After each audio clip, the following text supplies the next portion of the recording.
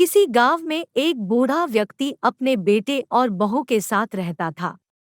परिवार सुखी संपन्न था, किसी तरह की कोई परेशानी नहीं थी। बूढ़ा बाप जो किसी समय अच्छा खासा नौजवान था, आज बुढ़ापे से हार गया था। चलते समय लड़खड़ाता था, लाठी की जरूरत पड़ने लगी। चेहरा झुर्रियों से भर चुका था, बस अपना जीवन किसी तरह व्यतीत कर रहा था। घर में एक चीज अच्छी थी कि शाम को खाना खाते समय पूरा परिवार एक साथ टेबल पर बैठकर खाना खाता था।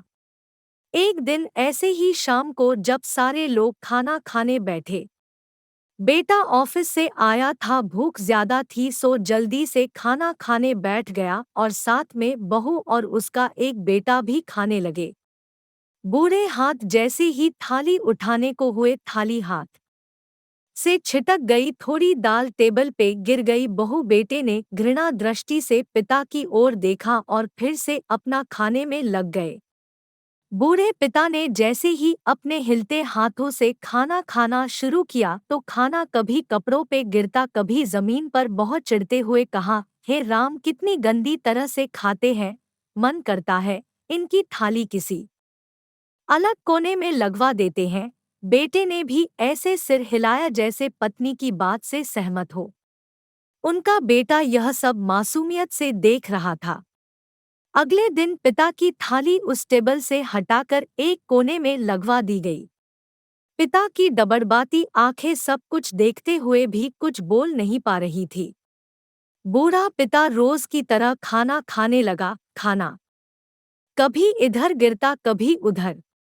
छोटा बच्चा अपना खाना छोड़कर लगातार अपने दादा की तरफ देख रहा था। माँ ने पूछा, क्या हुआ बेटे, तुम दादाजी की तरफ क्या देख रहे हो और खाना क्यों नहीं खा रहे? बच्चा बड़ी मासूमियत से बोला, माँ, मैं सीख रहा हूँ कि वृद्धों के साथ कैसा व्यवहार करना चाहिए। जब मैं बड़ा हो जाऊंगा और आप लोग बूढ़े हो जाओगे तो मैं भी आपको इसी तरह कोने में खाना खिलाया करूंगा। बच्चे के मुंह से ऐसा सुनते ही बेटे और बहू दोनों कांप उठे। शायद बच्चे की बात उनके मन में बैठ गई थी, क्योंकि बच्चा ने मासूमियत के साथ एक बहुत बड़ा सबक दोनों लोगों को दिया था। बेटे ने जल्दी से आगे बढ़कर पिता को उठाया और वापस टेबल पे खाने के लिए बिठाया और बहू भी भागकर पानी का गिलास लेकर आई कि पिताजी को कोई तकलीफ ना हो। इस कहानी से शिक्षा मिलती है कि माँ बाप इस दुनिया की सबसे बड़ी पूंजी है। आप समाज में कितनी भी इज्जत कमा ले या कितना भी धन इकट्ठा कर ले, लेकिन माँ बाप से बड़ा धन इस दुनिया में कोई नहीं है। दोस्तों, अगर आपको यह कहानी पसंद आई हो तो हमारे चैनल को सब्सक्राइब करें, लाइक करें और अपने परिवार के साथ शेयर करें और बेल आइकॉन भी ऑन रखें, जिससे हमारी कहानी आपके पास आए।